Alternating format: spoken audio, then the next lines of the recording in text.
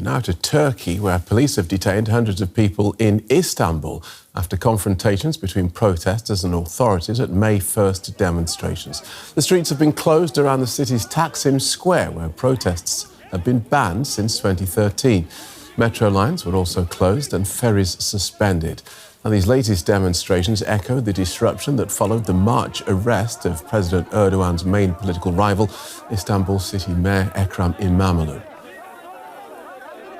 Straight to Istanbul, we can join our correspondent, Yulia Hahn. Welcome, Yulia. As I understand it, this police lockdown was a preventative measure and demonstrators turned up anyway. What were authorities afraid of? Well, the Turkish government obviously wants to prevent mass demonstrations similar to the ones we've seen recently in March, right after the detention and jailing of Istanbul's opposition mayor Ekrem Imamoglu, who is still widely seen as the biggest challenger to President Erdogan's power. So the authorities opted for what I would say is an unprecedented lockdown of large parts of the city, extending far beyond the city center, only on the European side here in Istanbul. They've essentially paralyzed public life. They've shut down public transportation and limited people's ability to move from one location to another in a clear attempt to prevent people from gathering in certain locations. More than 50,000 police officers were deployed across the city today. That's a massive show of force, and still although you mentioned that the Taksim Square area in central Istanbul is a very sensitive area and protests there have been banned for many years, some people tried to march towards Taksim Square. They were stopped and blocked by police. We've seen people being dragged into police buses. There have been scuffles, and so far, according to the numbers we have received, some 400 people have been detained. So a very tense May Day here in Istanbul. Okay. Meanwhile, protests in other parts of the city were handled differently.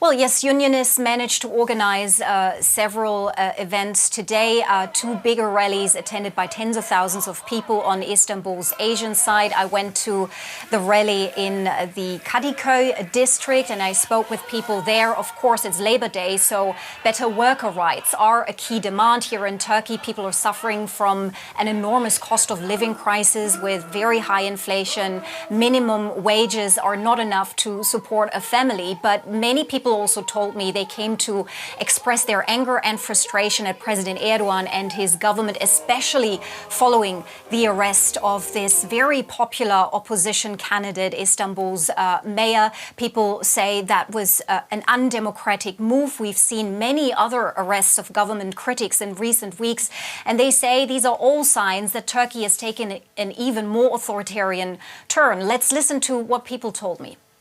We're going through a time in which we are deprived of our rights, in which people are arrested or thrown into prison just because they criticize the government. That's why May Day is so important for us. There's great injustice here because one man does not want to give up power. He isn't thinking about this country anymore, or anyone. He's only thinking of himself. Turkey is ruled by an authoritarian one-man regime. We want Erdogan and his government to resign immediately and our country to return to democracy. We want Imamoglu and others who have been imprisoned to be released. And until that happens, we will continue to protest. So, Yulia Hahn, how are those protests and calls for the president's resignation continuing to unfold?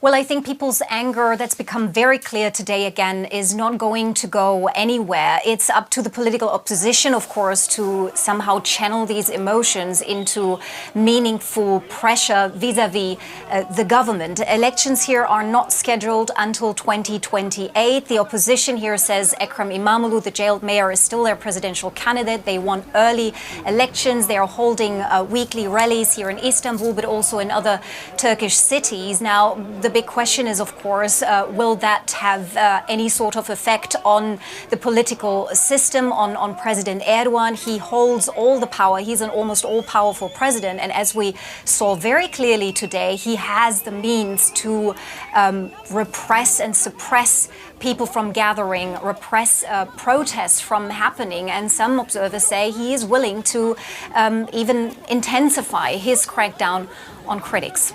Thanks for that, Julia. Julia Hahn in Istanbul.